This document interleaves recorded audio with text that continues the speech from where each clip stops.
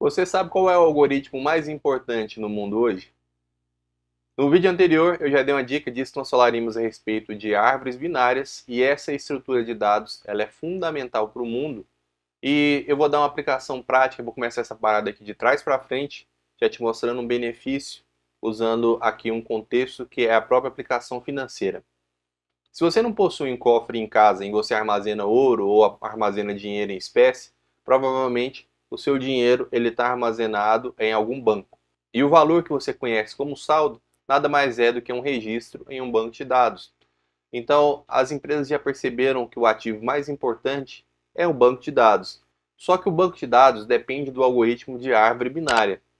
E aqui vamos agora na prática entender para que essa parada serve, como é que ela se aplica no mundo real. Então aqui agora na tela você vai ver que temos 32 posições aqui começando do 0 até o 31. E esse aqui já é a primeira pegadinha. Em endereçamento de memória, em linguagens de programação como C e derivados dela, começa com um cursor na posição 0 e bancos de dados geralmente começam a sua posição, né, o seu ID, a sua chave primária geralmente começa um cursor na posição 1. Esse errinho aí, né, essa falha, essa parada chama-se off by one. É um termo em inglês que quando você vai fazer uma interação, se você começa de uma forma e você erra esse depara, né, de fazer a conversão entre um e outro, já deixou muita gente em maus lençóis. Isso é tema para um outro vídeo. Vou gravar isso aqui no futuro, explicando o que é o off by one e quais são os erros mais comuns da computação, mas por enquanto vamos se ater aqui ao nosso tema, que são as árvores binárias. Então imagina o seguinte, eu quero fazer uma busca e quero procurar aqui pelo elemento 178. Ele está aqui na 7ª posição do cursor, que na verdade seria a 8ª posição, mas para efeito aqui de didática, eu vou falar somente a posição. Cursor na posição 7. Aí você já entende que de 0 a 7 ele está na 8ª posição de fato. Em que envolve cursor de memória e cursor de banco de dados, às vezes mete o pé pelas mãos nessa parada aí chamada off by one. Bom, então dito isso, vamos para a primeira busca. Perceba que ele vai percorrer cada elemento aqui, né, um por um, até chegar aqui no nosso 178. E aqui ele parou. Esse algoritmo é o algoritmo mais, vamos falar assim, primitivo de busca, em que você percorre um a um. E aqui no nosso caso, se você percebeu, né, cada elemento aqui desse cursor ele está de forma ordenada, de forma crescente. Ele começa aqui do 16 e vai subindo, né? Se o cursor tivesse bagunçado, a gente não poderia usar agora o benefício do próximo algoritmo. Só que para efeito de didática, né, até para te dar um pouco de falta de paciência, nós vamos fazer agora já a pior busca, que é procurando aqui pelo elemento 976, que é o último ali do cursor. Então perceba, novamente, ele vai percorrer um por um. Ele vai ter que fazer os 32 pulos. Então, para a gente ter uma noção do tanto que isso aqui demoraria, se fosse um elemento aqui, provavelmente com mais de 1 milhão de usuários, a gente ficaria muito mais de horas aqui esperando essa parada acabar. Então, computacionalmente, esse tipo de esforço é conhecido como O linear. E agora, qual que é o outro contraponto dessa parada? E o próximo é o O logaritmo. E que parada é essa? Para que serve um logaritmo? Logaritmo é quando a gente vai trabalhar com distâncias ou valores muito grandes e a gente precisa metade, depois metade da metade, metade da metade. Então, o algoritmo aqui, rodando de forma visual, você vai conseguir perceber. Ou seja, ele contou, eliminou a metade, depois eliminou a metade da metade remanescente e assim sucessivamente até a gente poder encontrar de fato aqui o nosso 976. Percebeu tanto que a execução foi muito mais rápida? Vou mudar agora o cursor da posição para você poder entender que na árvore binária foi delimitado o seguinte. Quando eu quero procurar um número, e eu sabendo que aqueles elementos estão de forma ordenada, eu vou chegar até o meio, e aqui no meio eu vou perguntar, o elemento do meio, ele é maior ou menor do que eu estou procurando? Se ele é menor do que eu estou procurando, então eu vou para a direita. Se ele for maior, eu vou para a esquerda. Vamos fazer agora uma busca pelo elemento 104. Então primeiro ele matou aqui a direita, de novo, pegou o meio, matou a direita, e agora ele vai ficar aqui fazendo esse refinamento, sempre procurando qual é o meio do meio. Se for menor, ele deleta a esquerda. Se for maior, ele deleta, né, entre aspas, a direita, aquela busca. E quando um algoritmo de árvore binária ele é pior? O melhor cenário para você usar um algoritmo de forma linear seria procurar aqui o primeiro elemento. Então a gente voltou aqui para o 16.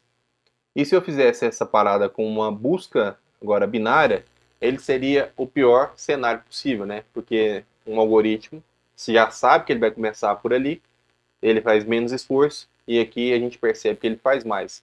Mas a diferença não é tão maior assim se nós simplesmente levarmos em consideração um universo de multimilhão ou milhares de registros, né? Então, o algoritmo de forma linear, ele exige um esforço constante.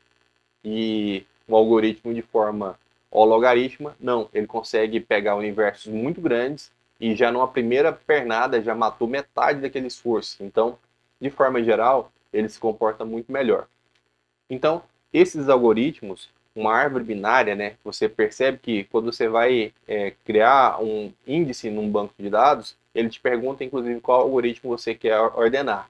Alguns permitem que você, inclusive, especifique qual tipo de algoritmo de indexação que você quer utilizar, se ele vai ser uma hash table, se ele vai ser uma B-tree, e daí, se você não entende para que essa parada funciona, para que isso aqui serve, você não consegue entender qual é o custo computacional. Daí você percebe, então, aqueles programadores que terminam de programar um sistema e o sistema não performa. E aí ele fala, poxa, meu servidor tem pouca memória. Só que ele se esquece que a computação ela começou há muito tempo atrás, há várias décadas atrás. E naquela mesma época, programadores mais experientes já conseguiam fazer algoritmos que conseguiam performar e tirar até o limite daquela máquina. Então, já que a gente entende que uma busca funciona, né? Só que aqui nós estamos no caso em um array, né? Vamos fazer uma analogia aqui com essa parada, como se isso aqui fosse mesmo uma memória RAM. O primeiro slot, né? Tem aqui. Se você já teve a oportunidade de abrir um computador, já viu que ele suporta mais de um slot de memória RAM, né? A grande maioria dos computadores. Você coloca ali um pente de memória RAM, e aqui no nosso caso, vamos supor que o primeiro pente representasse essa primeira linha, e o segundo pente representasse aqui a segunda linha. A função do sistema operacional é justamente entender aonde acaba o endereçamento físico da primeira e começar a segunda de forma incremental, ou seja, se uma memória termina aqui na posição 15, a próxima é 16. Ele funcionaria como uma cola, né? Essa parada aí do endereçamento de memória, nós vamos tratar nesse vídeo, pelo menos uma parte dela, porque é um tema especial. Em Linux, a gente tem dois tipos especiais de memória, que é a memória stack, né, que é a memória empilhada, e a memória heap. Então, se você já teve a oportunidade de ler o kernel do Linux, você vai entender que ele utiliza de um algoritmo chamado Red Black Tree. Vamos aqui agora para um exemplo prático de inserção em árvore binária. Vou começar aqui pelo elemento 37. Agora eu vou fazer a inserção do elemento 0. 0 é menor que 37? Sim, então ele vai ficar à esquerda de 37. O próximo elemento que eu vou colocar agora ele é maior que 37. Vou botar aqui 41. 41 é maior do que 37? Fica à direita. E agora eu vou fazer uma pegadinha aqui, 42. 42 é maior do que 37? Sim, ele é maior.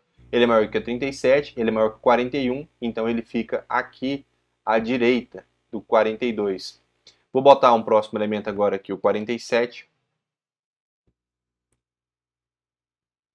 E agora eu vou botar um elemento menor do que 47. Vou colocar 46. Então percebeu que essa árvore ela está desbalanceada? Uma RBL, né, uma Red Black Tree, ou uma RB Tree, né, de fato, ela tem esse sistema de balanceamento, enquanto ela vai fazendo a inserção de cada um desses elementos, ela vai fazendo um teste para perceber se um galho está pendendo. Então, nossa árvore ela está pendendo aqui para a direita, percebe? Porque cada elemento foi inserido, ele não foi sendo rebalanceado. Então, vamos fazer agora uma busca pelo elemento 47. Só que apesar de a gente estar numa árvore binária, a gente vai ter um comportamento parecido com a linear, porque a árvore não está balanceada. Então perceba que quando eu faço aqui um pulo por 47, ele já não fez mais o uso daquela parada o algoritmo logaritmo, que seria dividir pela metade, justamente porque a árvore não está balanceada. Então, apesar de eu estar trabalhando com árvore binária, o comportamento do algoritmo aqui, ó, por essa sequência, foi linear. Pessoal, então agora vamos para uma implementação aqui em C desse mesmo algoritmo que a gente viu rodando, né, de forma visual, agora implementada aqui na prática. Então, eu vou abrir aqui o código-fonte bst.c e essa parada aqui já está implementada. Lembra que eu falei, inclusive, lá que o struct era um tipo de declaração, né, um tipo de encapsulamento de dados especial em C? Então aqui eu declarei, né, um type-def node. Basicamente agora eu posso declarar, entre aspas, uma variável contendo essa tipagem, né, dessa struct no meu código-fonte. Então esse aqui é o principal. Eu tenho aqui um tipo primitivo aqui mapeado aqui, né, int data, é onde é que fica armazenado o valor daquele valor numérico. E aqui eu faço o uso de recursividade, ou seja, dentro de um nó, eu aponto para outro nó, que ele vai estar aqui para a esquerda e outro para a direita. E aqui em C, é dessa forma em que a gente faz o uso de endereçamento de memória, né, para a gente poder usar ponteiros e apontar para outra parada. Isso daqui é o que faz um pulo do gato aqui para a gente poder de fato começar a entender um pouquinho sobre o kernel do Linux. Lembra que eu falei que existem dois tipos especiais de memória, a memória stack e a memória heap? Então, de forma bastante grosseira, nós podemos falar que a memória heap é como se fosse a memória da memória. É lá onde é que está declarado, né, um banco de dados, entre aspas, utilizando a RBL com o nome das variáveis e para onde que cada parada daquela aponta. Tá, então, agora me mostra aqui que isso aqui está funcionando de fato. Vamos procurar aqui o nosso elemento aqui, o 37.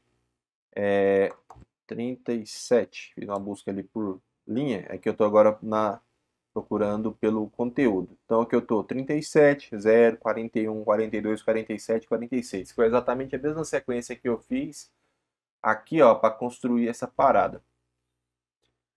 Esse assunto aqui dessa BS-TRI é quase que um semestre inteiro de faculdade, né? Quando a pessoa entra para o curso de ciência da computação, engenharia da computação. E se a gente for abrir esse vídeo aqui de fato, cada refinamento aqui desse código-fonte, esse vídeo vai se tornar muito, muito grande. Para essa parada ter uma didática top, eu só quero te mostrar que essa parada aqui funciona, o código-fonte está aqui. Eu não fiz implementação desse código-fonte inteiro, né? Fui pegando trechos da internet, modificando para o meu propósito, que era justamente conseguir fazer essa mesma representação e mostrar para você o que é o poder dessa tela preta. Então, de fato, no vídeo anterior eu falei que quando eu implementei Linux pela primeira vez, eu não tinha nenhuma interface gráfica, né, dessa parada, eu só tinha essa tela preta aqui. E que parada é essa aqui? Então, inseriu 37, 0, 41, 42, 47, 46 e está aqui, ó, a árvore binária desenhada exatamente dessa forma como nós vimos aqui. Percebe aí a singularidade, né? Também está desbalanceada. Essa aqui não é uma RBL. Para eu implementar um RBL, inclusive, é muito mais linha de código. Só para a gente ter uma noção, esse projeto aqui, ele está com catbst.c wc-l. Está com aproximadamente aí 180 linhas de código. Só para poder montar essa árvorezinha, né, para poder fazer essa inserção na memória e depois a gente poder, de fato, plotar essa árvore, né, printar ela na tela. Então lembra que eu falei, inclusive, e isso aqui é muito importante para qualquer programador que quer se especializar em back-end, entenda que ponteiro é algo essencial no mundo da programação. Algumas linguagens de programação como Java, PHP, JavaScript, Node, etc., não tem ponteiro. Mas PHP, por exemplo, não tem ponteiro, mas tem referência. Em Java também não tem ponteiro, mas tem como você fazer uma cópia de variáveis por referência. Então, qual que é o pulo do gato dessa parada? É entender que você tem que ter essa clareza, na verdade, de quando você está fazendo uma transferência de variáveis através de cópia ou através de referência. E beleza. Não vou me aprofundar muito nessa parada, só quero que você tenha essa noção aí muito clarificada na sua cabeça que existem os dois tipos de memória, né? A stack, que é a memória empilhada, de forma bastante grosseira, né? Até porque a memória stack significa pilha, e a memória heap, eu quero que você tenha muito bem clarificado na sua cabeça que a heap é como se fosse a memória da memória, de forma bastante simplificada, né? Feito esse adendo, vamos seguir aqui para o vídeo. Só que antes da gente poder seguir, e a gente poder entrar de fato para as RBLs, aqui eu quero que você veja, inclusive, esse artigo aqui, ó, lá do kernel.org, né, que é do kernel do Linux. Então, vamos olhar aqui o que que ele fala. Olha, que engraçado, né? A estrutura do search, ela pede um nó e ela pede aqui uma string. Então, no kernel.org, ele dá exemplos aqui de como é que é a implementação dessa RBL em nível de kernel. Se a gente for mais aqui para dentro, basicamente todos esses algoritmos, as implementações, vai funcionar da mesma forma na busca. Você passa qual é o nó, você vai começar a procura através ali de fato, do pai, né, do principal, do primeiro, ou se você quer começar de uma ponta específica, né, geralmente é lá do topo, e assim é concluída essa busca. Então vamos aqui agora para uma inserção da nossa Red Black Tree. Vou começar pelo elemento 37 e por definição ele vai começar com a cor preta. Então começou aqui com a cor preta, agora eu vou inserir o elemento 10.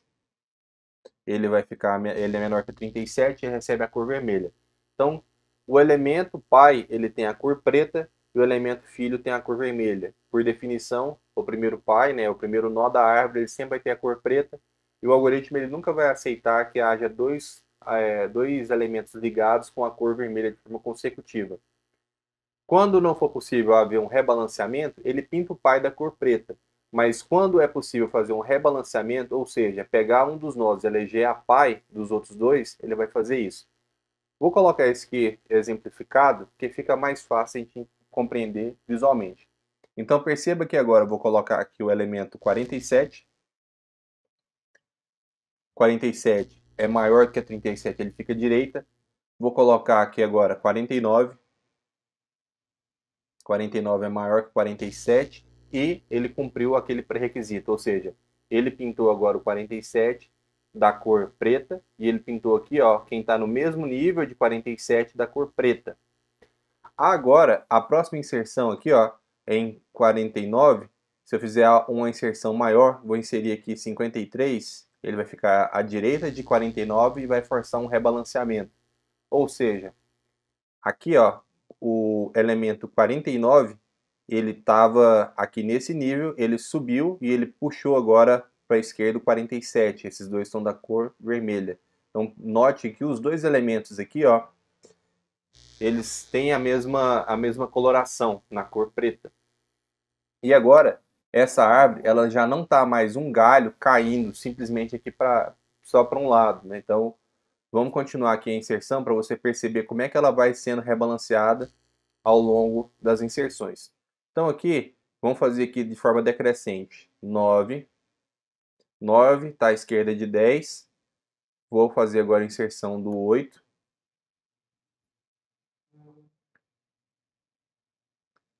Forçou o rebalanceamento, né? Subiu o elemento um nível acima e a árvore ela já está agora equilibrada, tanto para um lado como para o outro. E à medida que eu for fazendo o desenho, uma árvore RBL, né, uma árvore balanceada, ele tem mais ou menos essa disposição, ela não fica mais caindo para um lado ou caindo para o outro. E agora, de fato, quando eu fizer uma busca binária, eu quero procurar agora aqui pelo meu elemento 47, perceba que a busca agora não é mais linear, como a gente fez. Então aqui com 3 pulos, a gente conseguiu fazer a mesma lógica lá, né? E aí já responde aquela pergunta que às vezes você já deve ter esbarrado por aí, se você programa, por que que não se deve indexar todos os dados, todos os campos de um banco de dados? Justamente porque custa mais caro fazer esse rebalanceamento durante uma inserção. E aí durante a exclusão, custa mais caro também para a gente fazer uma exclusão, né? Então perceba que eu fazer a remoção aqui do elemento 49 vai me custar mais processamento. Encontrou o elemento, remove e tira o filho dele e eleva o 47 para aquela posição. Então, quando um algoritmo de árvore binária é mais rápido? Ele é mais rápido quando você precisa ler dados. Então, de forma geral, o seu banco de dados ele precisa ter um throughput muito alto. Throughput é uma escrita muito alta de registros. Não faz sentido, inclusive, que no primeiro momento você faça uso da indexação de dados. Aplicações em larga escala, aplicações críticas, elas poderiam, inclusive, fazer utilização híbridas, ou um banco em memória não indexado no primeiro momento, e um agendador que fica consumindo e reinserindo de forma com non-block I/O, para não bloquear a sua aplicação, reinserindo aqueles dados de forma ordenada num banco de dados, numa tabela indexada. Então, se eu fosse dar um exemplo agora para uma criança, explicar para uma criança o que é o algoritmo de árvore binária, o que eu utilizaria? Utilizaria um livro. Todo livro possui um índice. Mas esse livro aqui, por coincidência, é um livro de Charles Spurgeon, em que ele é um diário, né? É, na verdade, um devocional, em que todo dia ele tem um índice que é baseado na própria data. Ou seja, se eu quisesse procurar por alguma data lá no mês de dezembro, utilizando a lógica do algoritmo de busca binária, eu sei que dezembro está lá no final, mas o algoritmo seria mais ou menos assim. Ele pegaria o livro, aqui ele dividiria no meio, e aqui eu caí na data de 25 de junho. Então 25 de junho é menor que dezembro, vamos colocar aqui dia 25 de dezembro, né? Natal é menor. Então quer dizer, eu já abandono esse lado de cá da busca e me concentro agora só nessa parte de cá. O algoritmo ele faz o que agora? Ele pega de novo a metade desses dois aqui, né? E agora eu tenho a metade da metade.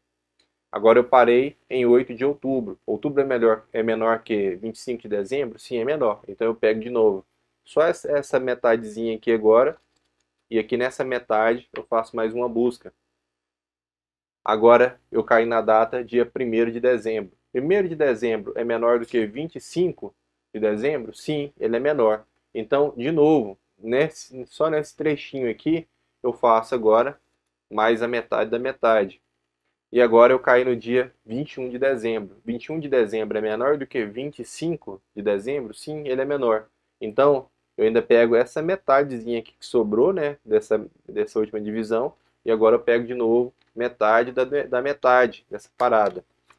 Eu caí na data de 25 de dezembro. E o que é essa parada? Queria até deixar aqui registrado. Eis que a Virgem conceberá e dará à luz a um filho e lhe chamará Emanuel. Isaías 7,14. Se eu tivesse agora também um dicionário, eu poderia utilizar a mesma lógica, né, com nomes. Se eu tivesse qualquer outra parada que está ordenada, até o índice do livro, eu também poderia utilizar a mesma lógica de busca binária. Então, quando você consegue pegar um contexto e explicar para a criança que o jeito mais rápido é você, de fato, entender que existe um índice para fazer a busca, então, baseado no índice, você consegue fazer uma busca muito mais rápida e eficiente. Porque imagina que se a Bíblia, por exemplo, não tivesse uma indexação, o que eu teria que fazer? Nesse livro aqui, ele deve ter mais de 2.000 páginas. Ele tem essa versão aqui, ela tem 2.144. Tem aqui uma Bíblia King James.